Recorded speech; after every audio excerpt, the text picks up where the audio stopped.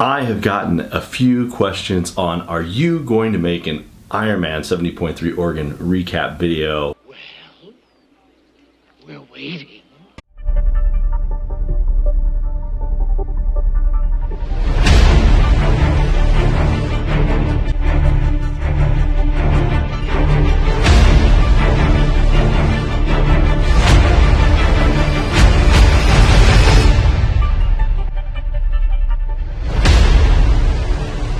That's right, this video is going to be all about Ironman 70.3 Oregon and all the things that I went to. Stay tuned till the very end to find out what my next race announcement is going to be.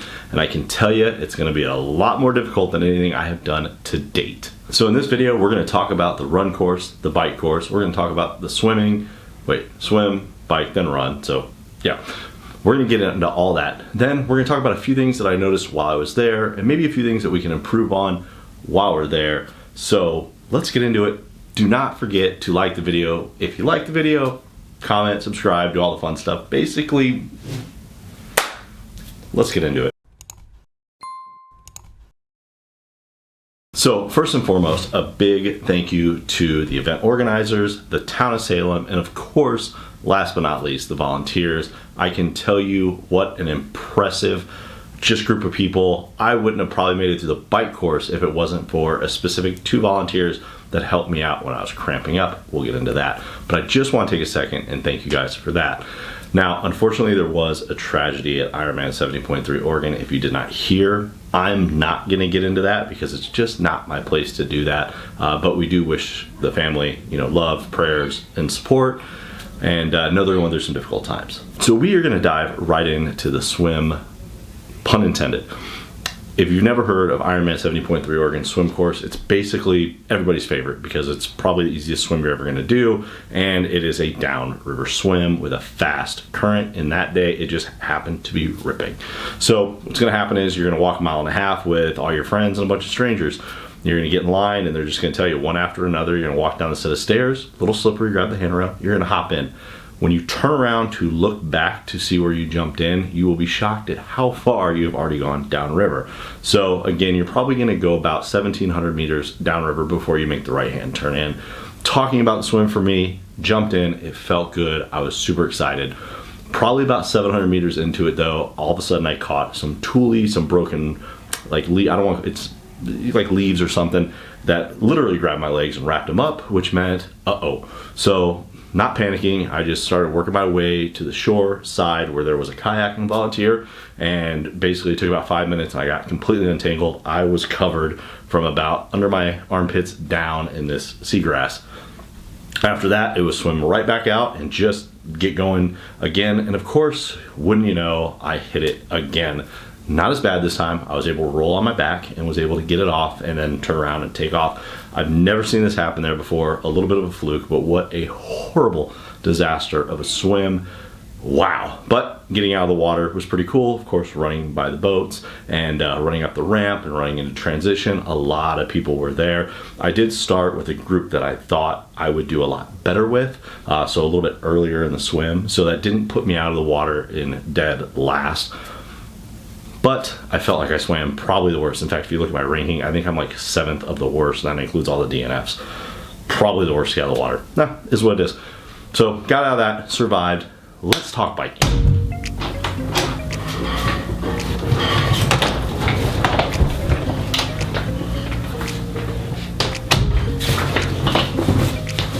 It's time to talk bike course. Let's get into this. And those are all New Balances. I have an addiction. Is there special help for that?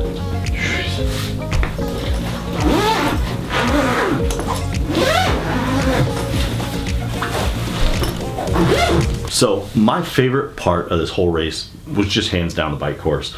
I've been training for everything, but I have been focusing on the bike portion of this race in particular because the last time I was there, it was just a horrible experience. I just didn't do what I knew I could do, so we focused on the bike course.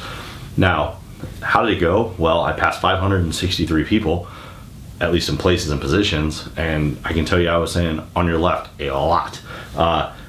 Awesome. The bike did great. Big thanks to the Cyclery Bike Shop in getting me set up and prepared. Everything was put together well. I had made sure all my measurements were there. Wow, the felt did a wonderful job. Basically, real simple and easy. Started out, I got on the bike, and I just took off.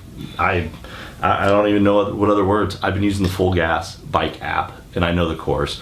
So I knew when to come out of the big ring down to the little ring, which is only twice in the race.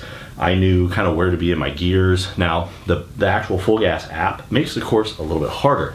So my timeout on the app to get to that distance was actually slower than what I did on the bike. So you can imagine when I hit the turnaround, I was extremely excited.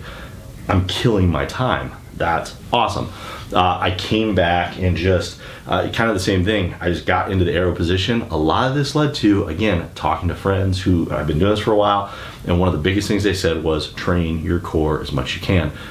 I'm a healthy eater. I'm a bigger guy, but my core was strong. So I was able to get into the aero bars, into that position. I was able to put down force and power, and everything was good.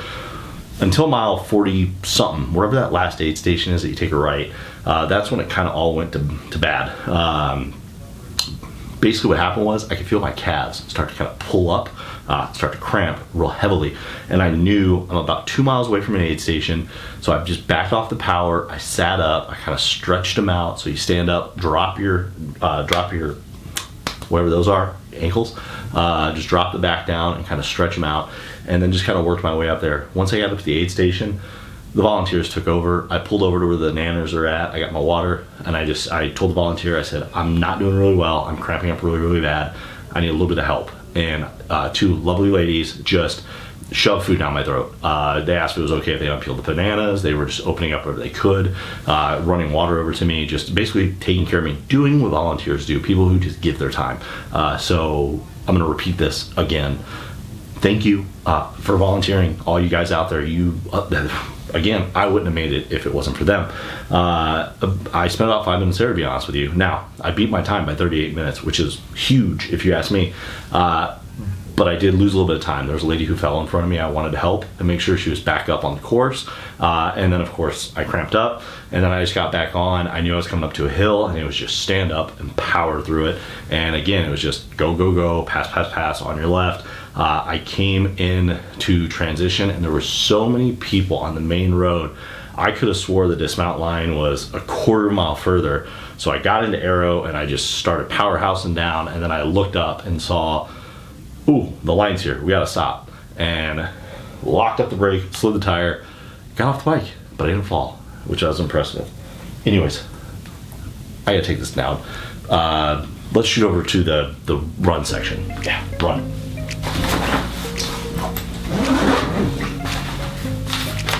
Oh yeah, when you take your bike to the airport, more than likely you're gonna find one of these. TSA just means they search your bag. Now, if they had anything in here that was not allowed, so like CO2 cartridges, don't put those on your bike. Just buy new ones when you get to the race.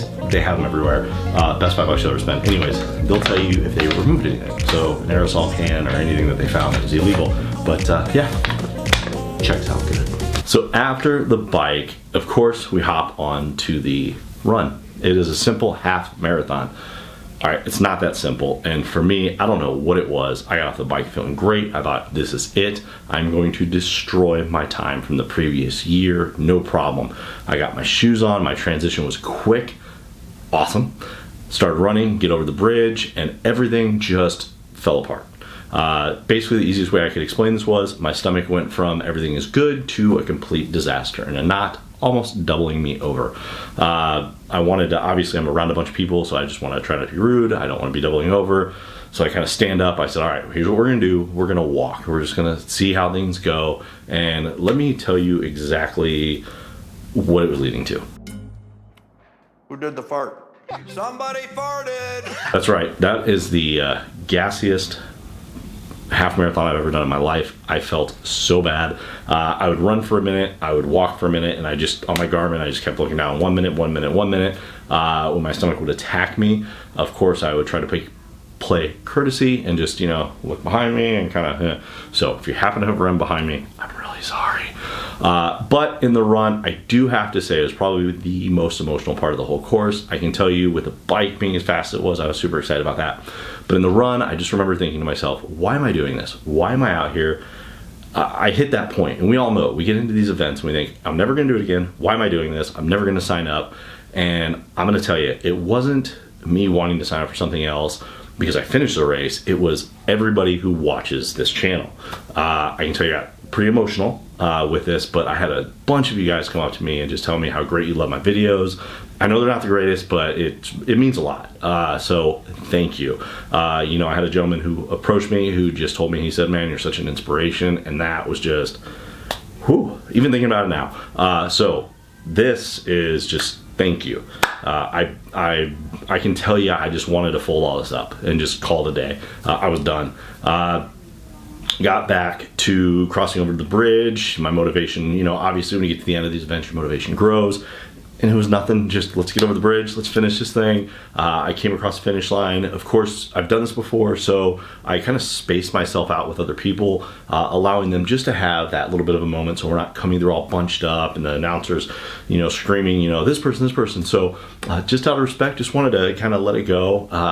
Awesome finish line. A lot of people. I did so much better than I did last time, so there was a lot more people. That was super exciting. So as I promised, I want to talk about one thing that happened in each one of my legs that I just find pretty much unacceptable. Swimming.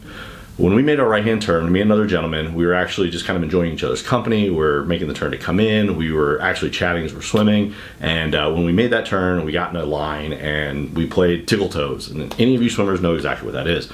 A few minutes later, I feel this person literally just swimming over the top of me. Mind you, there's not a lot of people in the water. And then I get this person yelling at me saying, get out of the way, you're too slow. I don't think nothing of it, whatever, go do you. Completely rude.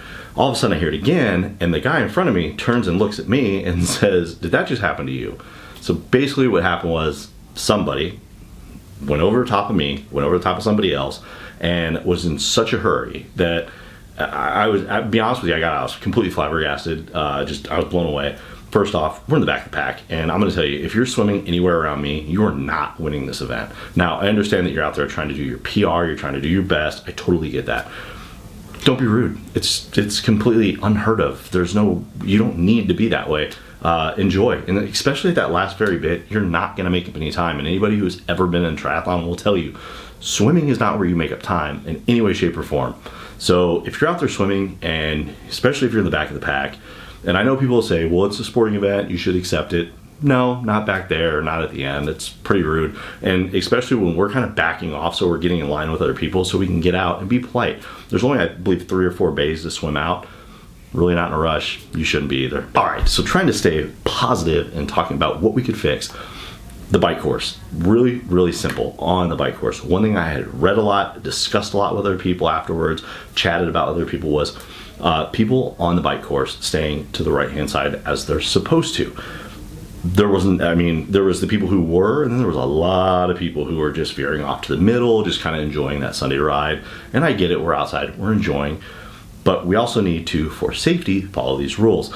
Another thing that popped up was people were riding in groups and packs. Now I get towards the end of the pack, again, you're not going first time, whatever, but there are still race rules and race dynamics. No drafting, no riding in packs, all those fun things. Now, the pack thing is very important because we're on a road that we have traffic going one way and traffic going the other way. And then some of these roads, you actually have cars on the road also.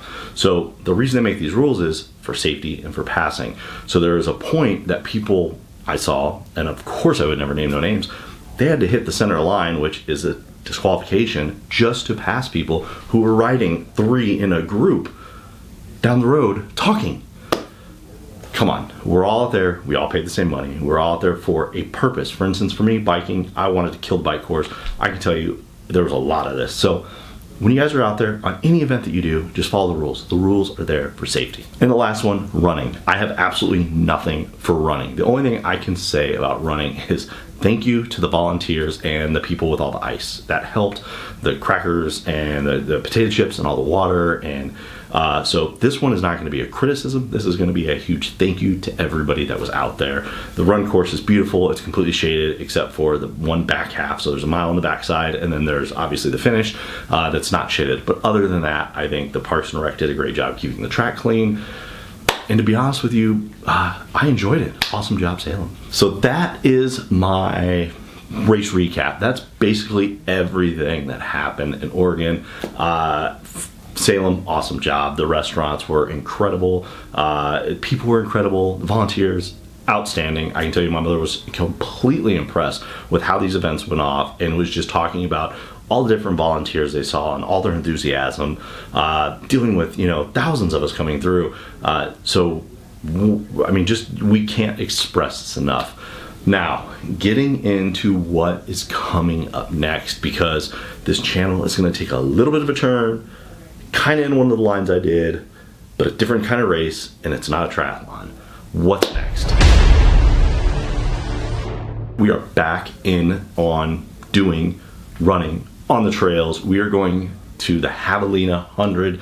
I am doing the 100K distance, which is a 60-some mile run, not the 100 mile. I'm not there yet. This will hands down be the longest, hardest event that I have done on these two Lamborghinis ever, and I am super excited about it. We're going to do this series moving forward from here up to October 26th. This is going to be training. This is going to be weight loss. This is going to be another event that's going to be in the mix. We won't talk about that just yet, and I'm super excited. So I want to thank you guys if you made it this far in the video, for following along. Everybody I met that was out there, thank you. All the people that came up to me and told me how much my videos meant to them, thank you. That's everything.